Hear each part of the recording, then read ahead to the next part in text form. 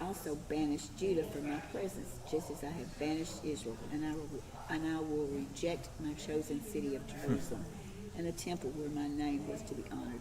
The rest of the events in Josiah's reign and all his deeds are recorded in the book of the history of the kings of Judah. While Josiah was king, Pharaoh Necho, king of Egypt, went to the Euphrates River to help the king of Assyria. King Josiah and his army marched out to fight him, but King Necho killed him when they met at Megiddo. Josiah's officers took his body back in a chariot from Megiddo to Jerusalem and buried him in his own tomb. Then the people of the land anointed Josiah's son Jehoahaz, and made him the next king. Jehoahaz, Jo- 31. Jehoahaz. Yeah, Jehoahaz. Yeah, you're right. Was 23 years old when he began to reign, and he reigned 3 months in Jerusalem. His mother's name was Hamathar, Hamathar, and the daughter of Jeremiah. And he did what was evil in the sight of the Lord, according to all that his father had done. And what Necho, Necho put him in bonds at Riblah, yeah. in the land of Canaan, that he might not reign in Jerusalem, and lay upon the land a tribute of 100 talents of silver and a talent of gold. And Pharaoh Necho, Necho made Eliakim, the son of Josiah, Josiah, king in the place of Josiah, his father, and changed his name to Jehoiakim, but he took Jehoahaz, Jehoiakim away, and he came to Egypt and died there. And Jehoiakim gave the silver and the gold to Pharaoh, Pharaoh, but he taxed the land to give the money according to the command of Pharaoh. He exacted the silver and the gold of the people of the land from every according to his assessment, to give it to Pharaoh Necho. Necho. And the people, what's that? We got 2 more verses. Jehoiakim, Jehoiakim was 25 years old when he began to reign, and he reigned 11 years in Jerusalem. His mother's name was Zebediah, Zebediah, the daughter of Pharaoh, Pedaiah, and he did what was evil in the sight of the Lord, according to that his father had done. All right. I know, Bruce, on purpose, we gave you the last verses. We had all the names. That's hard. That's hard. The thing that jumps out to me right off the bat is at the very beginning of 22, he's 8 years old, and it's kind of a business as usual kind of day. They're just taking care of, hey, take the money from here, let's do some updates there, let's fix this here, and it's sort of everything just, business as usual. They find the law, and all of a sudden everything changes, and all the efforts and the focus is about ridding the land, and following the law. Because all the other kings that you read about, they're hardly a paragraph long. You know, it talks about Most of them when they he was became evil king, inside the they Lord. did evil in the sight of the Lord, you know, so they reigned this long. The rest is written in the annals of the kings, blah, blah, blah, and moves on. But this one is so different because of the significance of Josiah and his dedication to trying to set things right and restore the worship of God and get rid of all the idols. That was just one of the first things that stood out to me, is that everything changed, and this became 3 times as long as any of the others that you typically are reading. Let's go ahead and look at our questions so that we'll. There's a lot of interesting. There's a lot of deep stuff in these. In Zephaniah. So we can go back to Zephaniah, sorry. Here in 2 Kings, what stood out to me was in 23, verse 26, in spite of all that, the Lord did not turn from the fury of his intense burning anger, which burned against Judah because of all the affronts with which Manasseh had angered him. For the Lord had said, I will also remove Judah from my presence, just as I have removed Israel. I will reject this city, Jerusalem, that I have chosen, and the temple about which I said my name will be there. So it's interesting that despite what Josiah did, God said, nice try, but Yeah, it's a little late. and I kind of, as I was reading it, I kind of got the feeling that this was kind of a one-man thing, that Josiah was intent on this, but everybody else seemed to be dragged along at best. You know, that, you know, he's the But king, we got to do. the numbers of people that they had to dispose of or get rid of or was massive. unbelievable. Yeah, it Was the unbelievable. extent of the stuff So- you see here is crazy. It does kind of make you wonder how on board everybody else was about what was taking place, you know, these reforms. It did say all the people agreed to the covenant there in 23:3. So there was some agreement, but Sure. you know, to what degree and to, you know, how serious they were and how, you know, it's not clear. But Absolutely. yeah. That's a great point. And God did, he did say, Josiah, I'm gonna delay this a little bit. yeah, So you don't have. you to won't see it. experience Yeah, yeah. But, and tragically, Josiah died young. He died at 31, because he was still, let's handle things politically, you know? We need to help Assyria. So he marched out against Egypt and he was killed. in Which you battle. should never. Yeah, they didn't really need to Yeah, do that, but anyway. yeah. Great point. I think that he burned the bones too of the people that were in the graves, even though he just had them, he just felt like he needed to burn their bones also because of the idol worship Yeah. that they had to God. Oh, yeah. I didn't bring this out Sunday, but it struck me when I went through this and was preparing, that when it talks in verse 13 about the child sacrifice, it sounds like Yeah. it was still going on. Yeah, it sounded like because That it was, Manasseh had started it, yeah, and he but it sounded was like still happening in the valley of Ben Hanim, you know.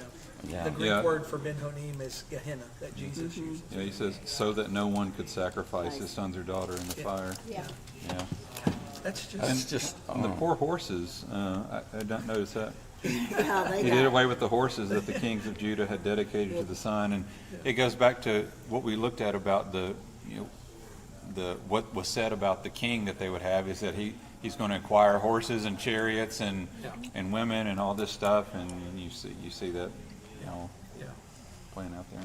absolutely. Yeah, those are, I think they're great things to just point out because it really gets you into the mindset of what Zephaniah had been talking about this for a decade. He had been talking about the problems that were going on, and nobody was listening to him and to what he was saying. when we look at that the second question, it says, how does the language used in Zephaniah reflect what we just read together and how God viewed the temple and the life of his people in the city of Jerusalem?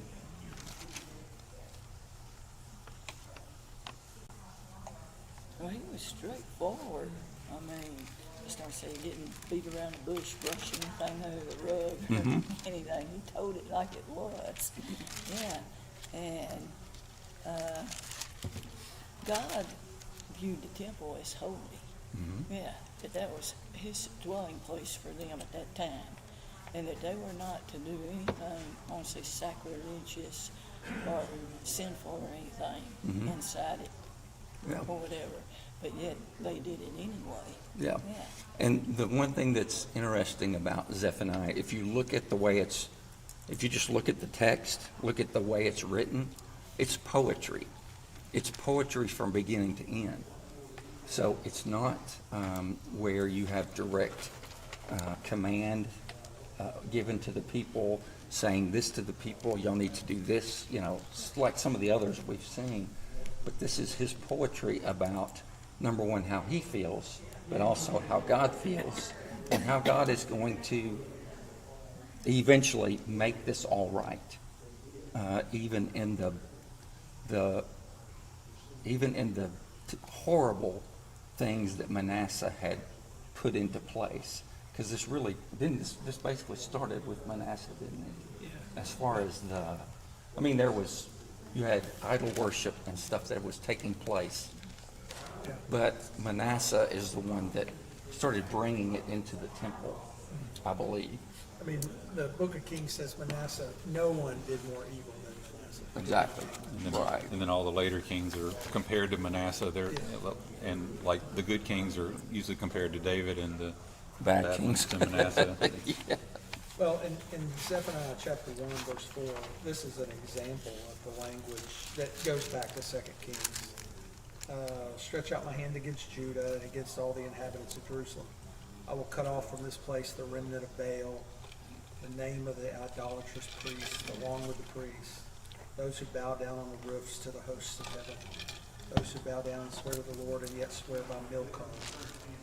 Milcom was the Ammonite name for Molech. Is that mine says Malek?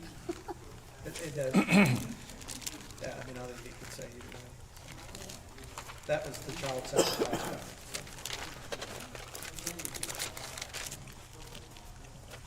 Yeah, so the language in that, and number 3, I was thinking about, I loved when you said Sunday, as you read through Zephaniah, you were like, this kind of sounds Genesis 6-ish. Yeah. Which when you go back and look at Genesis 6, 5 through 8, it says, the Lord saw how great the wickedness of the human race had become on the earth, and that every inclination of the thoughts of the human heart was only evil all the time. The Lord regretted that he had made human beings on the earth, and his heart was deeply troubled. So the Lord said, I will wipe from the face of the earth the human race I have created, and with them the animals, the birds, the creatures that move along the ground, for I regret that I have made them. But Noah found favor in the eyes of the Lord. But it's the regret. It's his regret for what it has become. And It's what, about what he's getting ready to do here in this situation. Mhm. I was going to say he's getting ready to clean house. Do away with everything and just leave those who are still worshiping him, serving him, and following him, and believe him, trust him. And- They will be left. and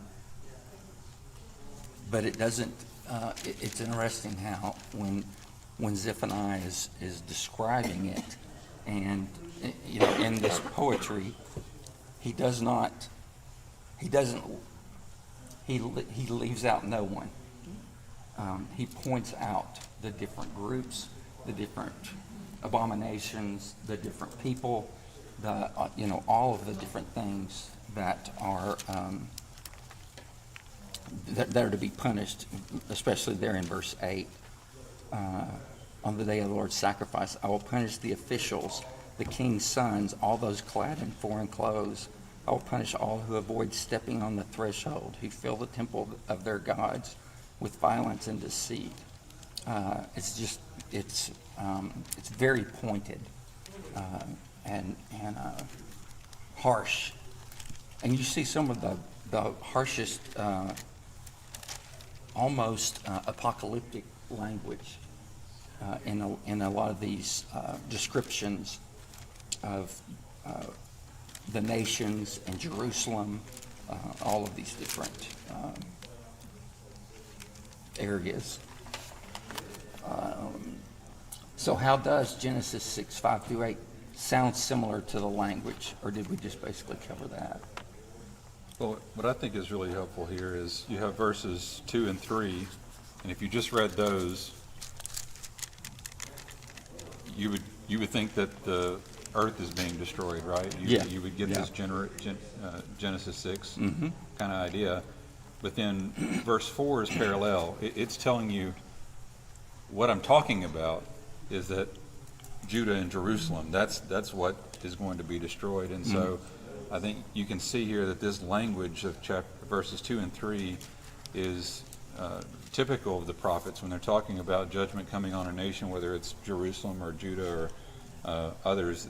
They use this sort of language that is cosmic, that's global, that sounds. It's not meant to be taken literally. Is the point here to me? And so when you see Jesus using this same kind of language, when you see Jesus talking about his generation and saying that they're sons of their fathers who killed the prophets, that they're filling up the measure of sin of their fathers. When we see the wickedness here, the people that Jesus was dealing with were even worse than that. It wasn't idolatry in this sense. It wasn't what we see here, but it was something even worse. The rejection of God's very Son was worse than all of this, and that's Yeah. so. I do like the it's like it's the broad, like you say, it's kind of that broad overarching, but then he goes specific, talking about Judah and Jerusalem.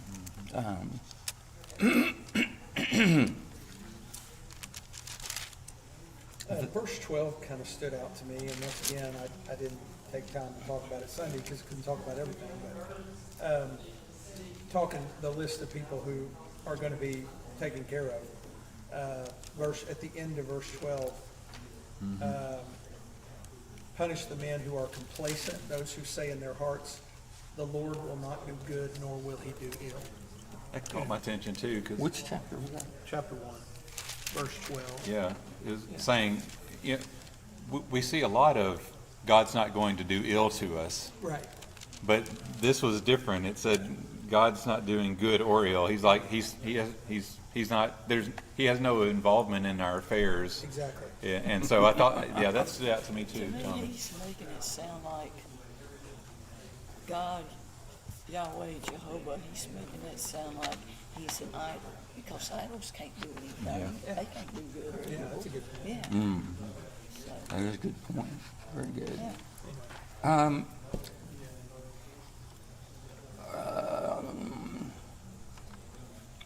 Okay, number 4, what were some of the specific reasons or charges in Zephaniah for this day of the Lord coming? And there's several verses that are pointed out that are kind of specific as far as the reasons or the charges. So, Well, the big one was that the people and the leaders, the nobles, the prince, and all of them were worshiping idols. Yeah, idolatry. so you got Baal, you've got Molech, the Asherah, and all of those have been brought into, to sort of, what do you call it? Is it syncretism? Where you blend to the worship of God and the worship of the idols. Yeah. It's like just mixing it all. Yeah. They could not, into one pot. and they could not really separate out. They were so far into their idol worship and their sacrificing to idols and the Asherahs and the child sacrifice. I mean, when you read it, how much effort it took to try and rid, that tells you how bad it was. And so they were so ingrained with both of those things together, the worship of God and the worship of all these other things, that they couldn't separate out. They couldn't separate them back out and say, we don't need to do other things. You know what I'm saying? Does that make sense? Yeah, yeah. What else? If you look in chapter 2, 10 through 11, or 15, 3, 1 through 4, as far as other specific reasons.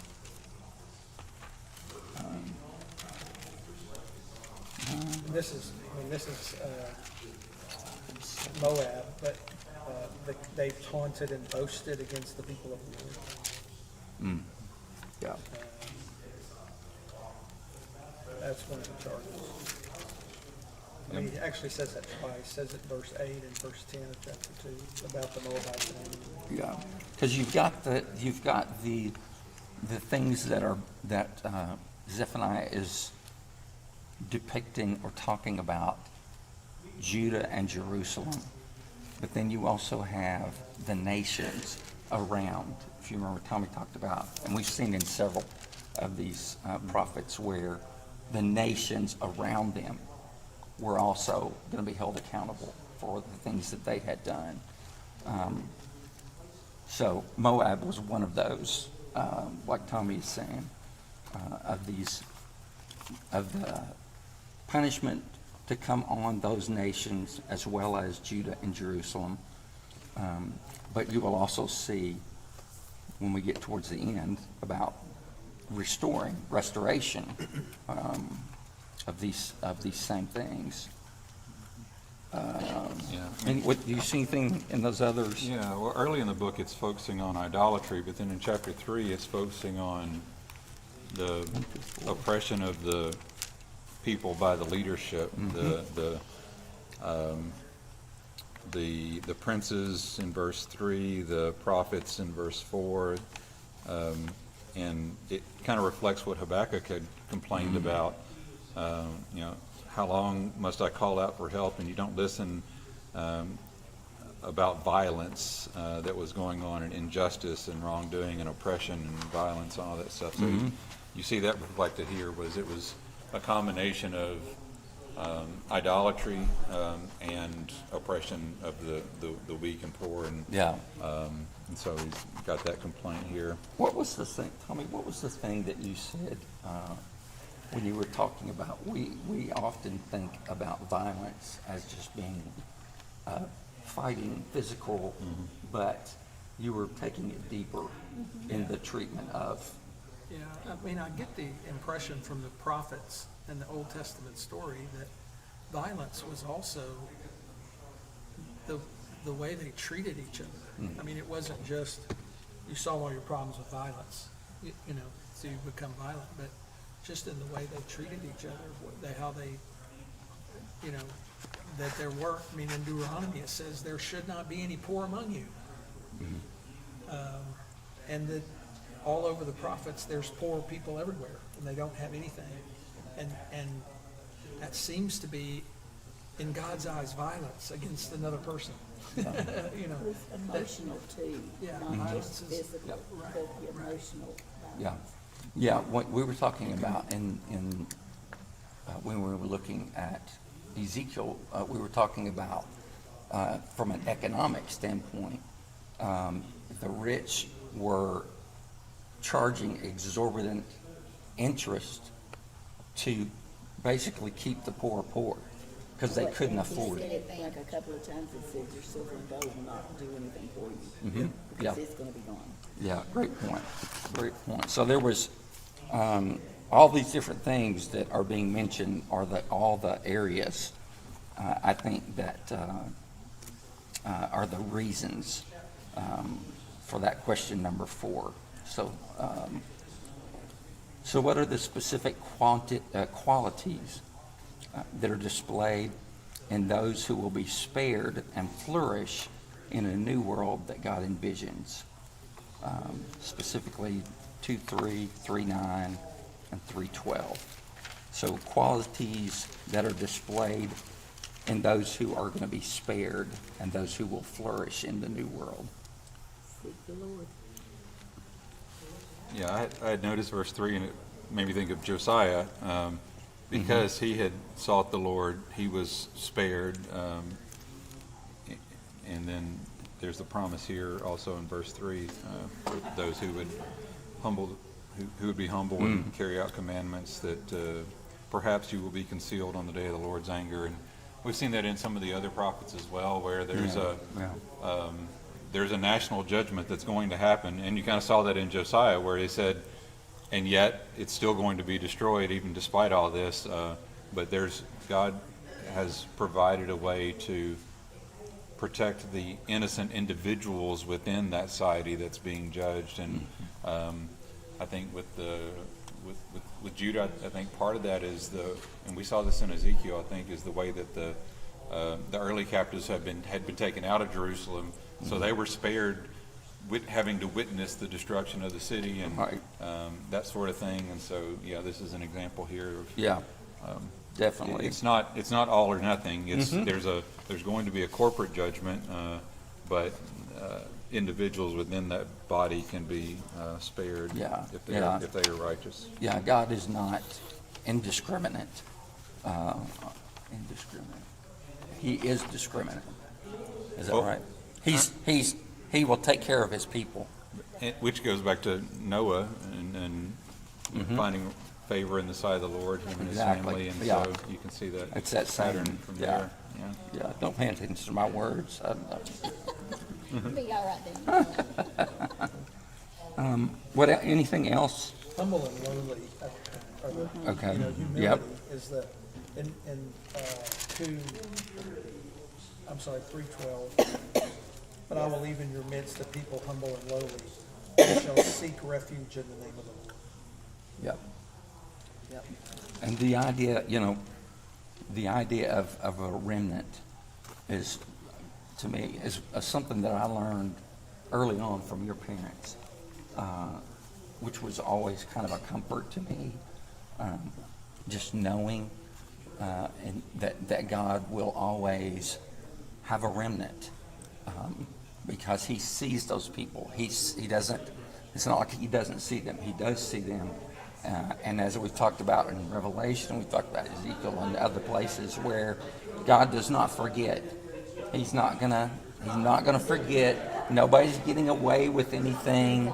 He will take care of who needs to be taken care of, but he will also preserve that remnant. That was also always something so real to my mom and dad from Liberia. Just living amongst those people and their superstition and their idolatry. Yeah. And they're practicing, basically sacrificing their children. I can take you to the place in Liberia and show you the place where the babies were cast away because it was a girl baby instead of a boy baby, and where the babies died and where there were bones. And Mom and Dad always had this vision of God's calling a remnant out of these people. It wasn't like the entire village and people tried to turn to the Lord, but there were people who were faithful. There were people who changed their lives. That was something always real to them because they saw it. Yeah. And lived it, Yeah, because that's completely unlike most of the things people see. Yeah. Those are just unbelievable cases. I cannot even imagine.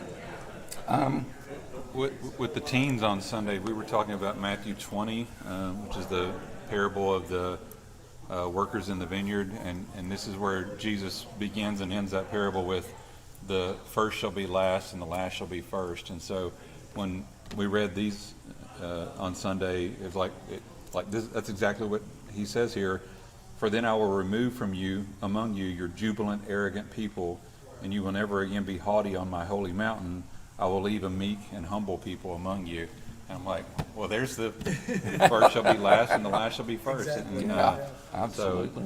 exactly what he was saying through Zephaniah there. Yeah, and so the second part of that was, how did the Beatitudes in Matthew 5 echo this language? And what you just read, Yeah, again, echoes that Yeah. the same things in the Yeah, very Beatitudes. much, all throughout Jesus' ministry. And really, what we noticed in that study of Matthew 20 was really from 18 all the way through 21, all of those chapters are all talking about this same idea about greatness in the kingdom being those who are humble and yeah.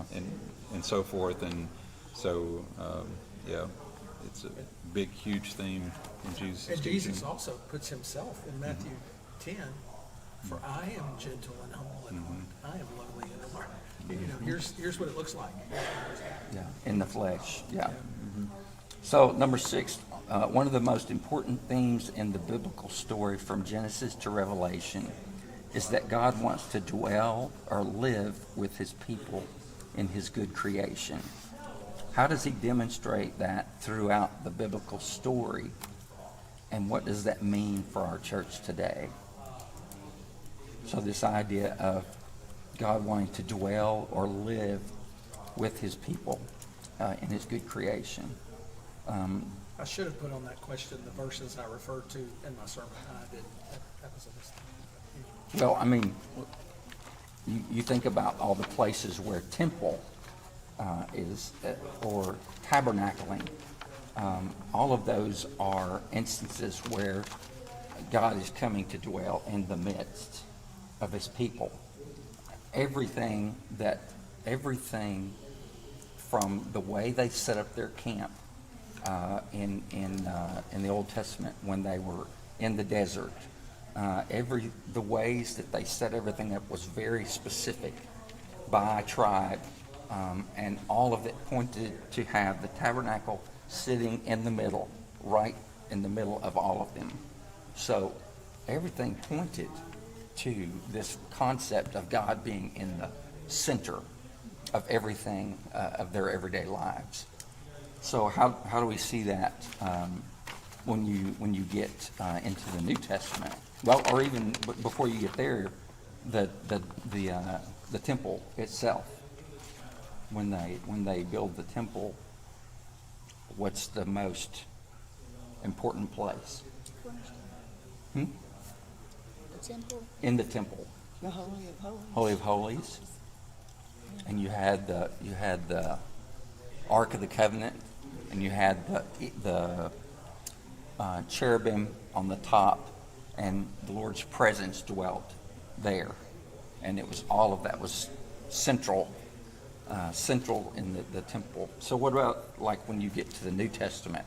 How does that shift from being a place and a thing? In the New Testament, it becomes the people themselves. God dwells in each of us. Yeah. He is not in a man-made tent or building or whatever, but he's in our bodies, our soul, our spirits. Yeah. And we, Jesus as a good example, as, Yeah. the teacher of all of that is so. he lives in us. Yeah. Yeah, I always think of John 1, when it talks about in verse 14 where the Word became flesh and dwelt among us, or tented, tabernacled, that's the word, isn't it? So, But yeah, ultimately it's about we are his dwelling place. We are that where he wants to dwell, where he chooses to be. And it's, And it's like we're talking about a new creation and everything, but it's like we are being made new or renewed day by day. Mhm. And as we read and study the Bible and do what's in it. Yeah. no, absolutely. What else? What else? Anything One- else? One verse I didn't mention that we don't talk about very much is in John 14. It was in my sermon notes, and I was getting worried about time, honestly. And lunch upstairs for everybody Oh, my goodness. in my mind. But John 14:23, I think, will come and my Father and I will come and make our home in you. Jesus is talking about his role, and my role is to provide a way for us to come and make our home. In you, among you, with you. That was a verse. Yeah, my Father will love them, and we will come to them and make our home with them. Anyone who does not love me will not obey my teaching. These words you hear are not my own. They belong to the Father who sent me. Yeah. But you know, when you take all these things, you take it all full circle, and you go back to what we first started reading, and the reforms that Josiah was trying to, enact, trying to get people back to what God had initially set up with the law and with the temple.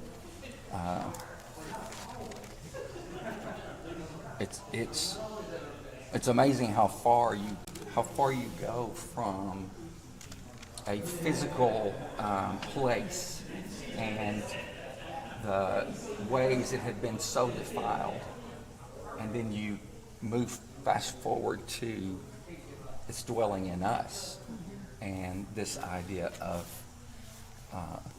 the defiling is no longer about the place, it's about the person, it's about us, and striving where we're trying not to defile ourselves with the world, with what we consume our lives with, or what our lives allow ourselves to be consumed with.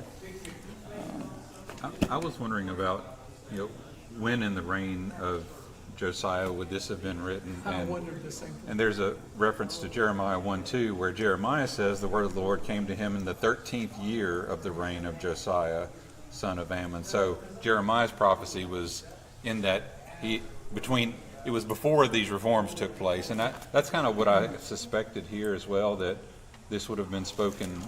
Did you say Jeremiah? Yeah, that was Jeremiah. Yeah, Jeremiah. So that would 1:2. have been before. So it was before the book was found and the reforms took place. How it would seem. many times Nineveh is mentioned? I just thought Nineveh was this little city. Isn't that crazy? Yeah. Well, But once. in every one of these, it's been, Nineveh has almost been mentioned. Yeah. And I told you guys, I don't know, a couple of weeks ago that, realizing that Nineveh was Assyria, was the capital of Assyria, Huge. and just the ways that it was used, and is so prevalent all through Scripture. And I was like you, what? Nineveh Because was every one just of a these full you go, thing. it just comes this little verse of, in Nineveh, and you're like, oh, there it is again. Oh, good point. Good point. The way that Zephaniah puts it in his Nineveh, Assyria has said, I am and there's no one else. Playing on Absolutely. I am a God. And they're about at the end. And Zephaniah, Assyria is about to go down under Nebuchadnezzar. And another thing that I noticed that was interesting, just watching or listening to on the Bible Project, is that Zephaniah never mentions Babylon. No. He implies an army is coming, but his point was not to put the emphasis on Babylon, his point was to put the emphasis on what God is doing and it's not who he's going to use, it's the fact that God is behind all of the things that are going to take place. I thought that was really interesting. I would have assumed Babylon would have been mentioned in that. All right, thank you guys. Wonderful. Thank you, man. Great lesson Mark and Sunday. I met today to talk about the calendar, and he asked me to do Zechariah, so I've got the other Z now.